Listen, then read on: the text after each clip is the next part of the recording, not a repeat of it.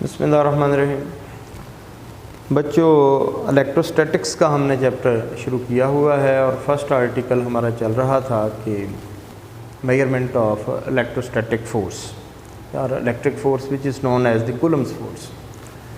और ये जो लॉ है जिसकी मदद से हम इस इलेक्ट्रिक फोर्स को मेजर करते हैं इस called the Coulomb's law. Coulomb ने ये लॉ जो है वो जून 1785 में जो है वो पब्लिश किया था और उसके मुताबिक जो फोर्स एक्ट करती है चार्जेस के दरमियान, ये फोर्स जो है वो इक्वल होती है 1/4 pi epsilon naught Q1 Q2 over r square. Here Q1 is the first charge, Q2 is the second charge and r is the distance between the charges. 1/4 pi epsilon naught is the constant which is called the electric constant. अच्छा, अब यहाँ पे जो आज हमारा जो discussion है वो ये है कि Coulomb's force is a mutual force. क्या ये कूलम्स फोर्स जो है वो म्यूचुअल फोर्स है या नहीं है? म्यूचुअल फोर्स क्या है? म्यूचुअल फोर्स जो है वो हम इसको कहते हैं कि म्यूचुअल का मतलब होता है कि जितनी फोर्स जो है वो चार्ज 1 चार्ज 2 पे लगा रहा है उतनी ही फोर्स चार्ज 2 चार्ज 1 पे लगा रहा है, equal in magnitude but opposite in direction. तो क्या कूलम फोर्स जो है वो म्यूचुअल फोर्स होती है? हम इसको प्रूव करने की कोशिश करते हैं। यहाँ पे हमारे पास दो चार्जेस हैं, एक है Q1 और दूसरा Q2। एक चार्ज जो है वो हम पॉजिटिव ले लेते हैं और दूसरा चार्ज हमारे पास नेगेटिव है। ऑपोजिट चार्जेस हैं तो they will attract each other, वो एक दूसरे को अट्रैक्ट करेंगे और फोर्सेस जो है वो इस तरह से एक्ट करेंगे। ये जो फोर्स है F21, इसका मतलब है कि फोर्स चार्ज 2 पे लग रही है और लगा कौन रहा है? चार्ज 1। और F12 का क्या मतलब है कि फोर्स जो है वो चार्ज 1 पे लग रही है और लगा कौन रहा है? चार्ज 2। तो अब हम इन दोनों फोर्सेस को देखते हैं। फार्मूला हमने जो कूलम का था वो ये ड्राइव किया था कि F is equal to 1/4 pi epsilon naught Q1 Q2 over r square. और अगर इसी को हम वेक्टर फॉर्म में लिखते हैं तो ये फिर इस तरह था कि 1/4 pi epsilon naught Q1 Q2 over r square and r unit vector. यहाँ पे r यूनिट वेक्टर जो है वो फोर्स की डायरेक्शन को शो करता है कि फोर्स जो है वो किस डायरेक्शन से किसकी तरफ लग रही है। अच्छा, सबसे पहले ये देखते हैं कि फोर्स जो पार्टिकल 2 पे लगती है जो चार्ज 2 पे लगती है चार्ज 1 की वजह से वो कितनी होती है। तो इसी फार्मूले को फिर ऐसे लिखते हैं कि फोर्स जो है वो 2 से 1 की तरफ वो होगी 1/4 pi epsilon naught Q1 Q2 over r square. और r जो है इनके दरमियान जो है वो डिस्टेंस है और डिस्टेंस जो है ये स्केलर क्वांटिटी है तो इसका कोई यूनिट नहीं होता, तो लिहाजा इसका जो है वो कोई डायरेक्शन नहीं होती। तो इसको जो है वो इस तरह 1 2 या 2 1 जो है वो हम नहीं लिखते, नॉर्मली इसको ऐसे लिख देते हैं r स्क्वायर। ये जो है ये यूनिट वेक्टर है, इसकी डायरेक्शन होती है तो ये बताना फिर ज़रूरी है। तो फोर्स की डायरेक्शन है 2 से 1 की तरफ, तो ये भी होगा 2 से 1 की तरफ, यानी कि फोर्स ऑन 2 ड्यू टू 1 कि फोर्स जो है वो 2 पे लग रही है 1 की वजह से। तो ये यूनिट वेक्टर जो है ये भी होगा 2 की तरफ, किसकी वजह से? 1 की वजह से। अच्छा, अगर इसको देखा जाए कि फोर्स 1 2 किसके इक्वल, तो इसी फार्मूले को फिर ऐसे लिखा जा सकता है 1/4 pi epsilon naught Q1 Q2 over r square और r21 की बजाय आ जाएगा r12। अच्छा, ये वाला यूनिट वेक्टर जो है ये है 2 1, ये वाला यूनिट वेक्टर है 1 2। अब देखें यूनिट वेक्टर क्या होता है? यूनिट वेक्टर तो होता है कि जिसका मैग्नीट्यूड 1 होता है, एक पर्टिकुलर डायरेक्शन को शो करता है। लेकिन यहाँ पे 1 2 और 2 1 का क्या मतलब है? 2 1 का मतलब है कि ये यूनिट वेक्टर है 2 की तरफ, किसकी तरफ से? 1 की तरफ से। और 1 2 का मतलब क्या है कि ये 1 की तरफ है, किसकी तरफ से? 2 की तरफ से। तो यहाँ पे अगर हम इस 1 2 को 2 1 कर दें, उल्टा दें, तो ये आ जाएगा 1/4 pi epsilon naught Q1 Q2 over r square.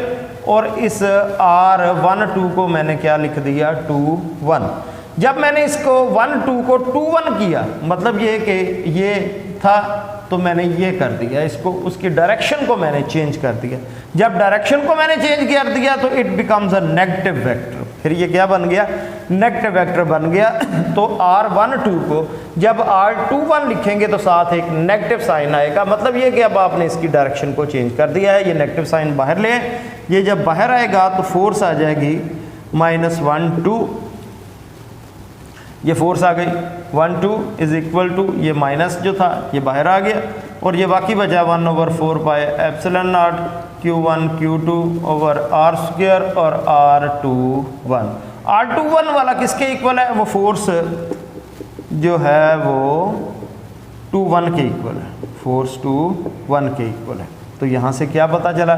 यहाँ से पता चला कि फोर्स जो 1 पे लगती है 2 की वजह से या 2 पे लगती है 1 की वजह से, they are equal in magnitude but opposite in direction. इनको ऐसे भी लिखते हैं कि जी these two forces are equal in magnitude but opposite in direction. Because these two forces are equal in magnitude but opposite in direction, so these forces which are exerting from two opposite sides known as the mutual forces. अच्छा, अब अगर कोई dielectric charges के दरमियान रख दिया जाए तो उसका इलेक्ट्रिक फोर्स पे क्या असर होता है, ये हमने देखना है। सबसे पहली बात तो यह है कि डाइलेक्ट्रिक होता क्या है। What is a dielectric? हम कहते हैं कि an insulating medium placed between the charges, charges के दरमियान जो आप एक इंसुलेटर प्लेस करते हैं, that is called a dielectric. तो ये डाइलेक्ट्रिक है। डाइलेक्ट्रिक क्या होता है?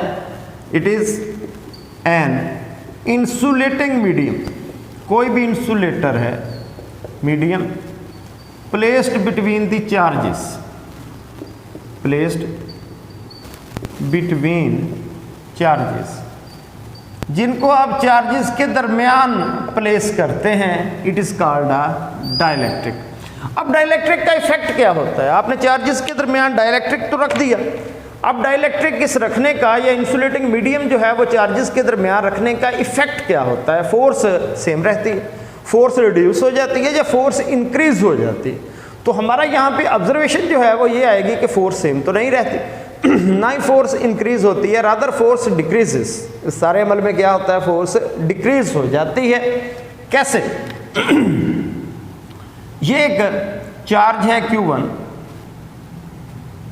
ये कोई चार्ज है Q2, इनके दरमियान में ये फ्री स्पेस थी, और फ्री स्पेस की मौजूदगी में जो इलेक्ट्रिक फोर्स थी वो थी 1/4 pi epsilon naught Q1 Q2 over R square. ये मैग्नीट्यूड था, और इनके दरमियान अब ये डिस्टेंस कितना था? R था। अच्छा, अब आपने क्या किया? इस फ्री स्पेस ये तो मौजूद रहेगी, अब आपने यहाँ पे कोई इंसुलेटिंग मीडियम रख दिया चार्जेस के दरमियान, कोई गत्ता रख दिया, प्लास्टिक रख दिया, या कोई और इंसुलेटिंग मटेरियल जो है इन चार्जेस के दरमियान आपने रख दिया। जब आपने इन चार्जेस के दरमियान कोई इंसुलेटर रखा है तो अब नई फोर्स कितनी होगी? नई फोर्स होगी 1/4 pi epsilon not epsilon R Q1 Q2 over R square. What is this epsilon R?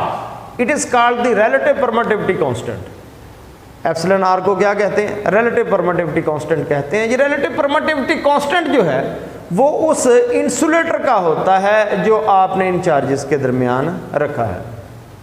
मसलन रिलेटिव परमिटिविटी कांस्टेंट जो है वो वैक्यूम का 1 होता है, रिलेटिव परमिटिविटी कांस्टेंट जो है वो एयर का 1.0006 होता है, इसी तरह सबसे ज़्यादा वाटर का होता है 78.5 होता है। तो ये रिलेटिव परमिटिविटी कांस्टेंट है। रिलेटिव परमिटिविटी कांस्टेंट होता क्या है? रिलेटिव परमिटिविटी कांस्टेंट को डिफाइन करते हैं permittivity constant over epsilon not, यानी कि परमिटिविटी ऑफ द मीडियम और परमिटिविटी ऑफ फ्री स्पेस, इन दोनों की जो रेशियो है that is called relative permittivity constant. उसको हम क्या बोलते हैं? रिलेटिव परमिटिविटी कांस्टेंट जो है वो बोलते जी।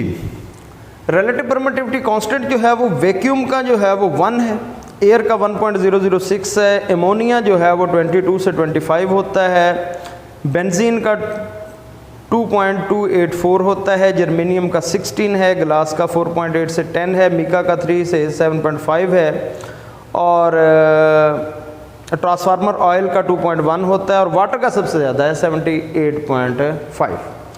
तो अब यहाँ पे हमने जो प्रूव करना है वो ये है कि ये जो हमने इंसुलेटिंग मीडियम रखा है बिटवीन टू चार्जेस, इसका इफेक्ट क्या होता है फोर्स पे। तो तो यहाँ पे ये एप्सिलॉन आर जो है एक नया कांस्टेंट आ गया जिसको रिलेटिव परमिटिविटी कांस्टेंट कहते हैं। ये क्या होता है, ये एप्सिलॉन ओवर एप्सिलॉन नॉट होता है, यानी कि परमिटिविटी ऑफ मीडियम और परमिटिविटी ऑफ फ्री स्पेस की जो रेशियो है उसको हम रिलेटिव परमिटिविटी कांस्टेंट जो है वो कहते हैं। और जो वैल्यूज़ हैं मैंने आपको बताई कि जिस तरह वैक्यूम का है ये रिलेटिव परमिटिविटी कांस्टेंट वो 1 होता है, इसी तरह उसका एयर का 1.006 होता है, अगर जर्मेनियम है आपके पास तो उसका 16 होता है, और सबसे ज़्यादा वाटर का है दैट इज़ 78.5 जो है ये रिलेटिव परमिटिविटी कांस्टेंट है। अच्छा अब ये देखें कि ये क्या है, इतना सारा, इसके अलावा it is the older force जो हमने पहले फाइंड की इलेक्ट्रिक फोर्स है। तो इसका मतलब ये हुआ कि after placing a dielectric between the charges electric force reduces, electric force reduce हो जाती है। कितनी रिड्यूस होती?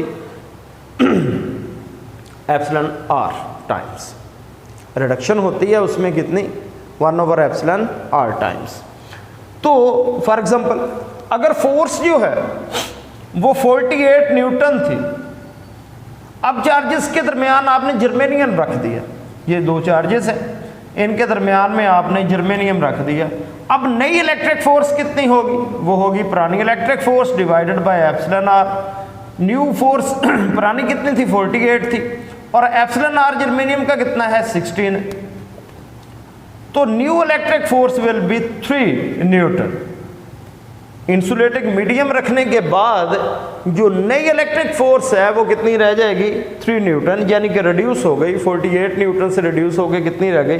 3 न्यूटन रह गई। इसी तरह चार्जेस जो हैं अगर उनके दरमियान फोर्स जो एग्जिस्ट करती है वो 100 न्यूटन, अब इन दोनों चार्जेस को उठा के आपने वाटर में रख दिया तो नई इलेक्ट्रिक फोर्स कितनी होगी? तो हम फार्मूला है कि force divided by epsilon R, relative permittivity constant of water, तो इट इज 100, और रिलेटिव परमिटिविटी कांस्टेंट वाटर का कितना होता है? 78.5। इसको सॉल्व कर दें, इतने न्यूटन जो है वो फोर्स जो है वो बच जाएगी, इट विल बी रिड्यूस। तो यहाँ से ये पता चला कि जब एक डाइलेक्ट्रिक मीडियम जो है वो चार्जेस के दरमियान रखा जाता है तो फोर्स जो है वो रिड्यूस हो जाती है। कितनी रिड्यूस हो जाती है? जितना उसका रिलेटिव परमिटिविटी कांस्टेंट हो। तो यहाँ से एक रिलेशन जो है वो ये भी बन सकता है कि इलेक्ट्रिक फोर्स किसके इक्वल होती है?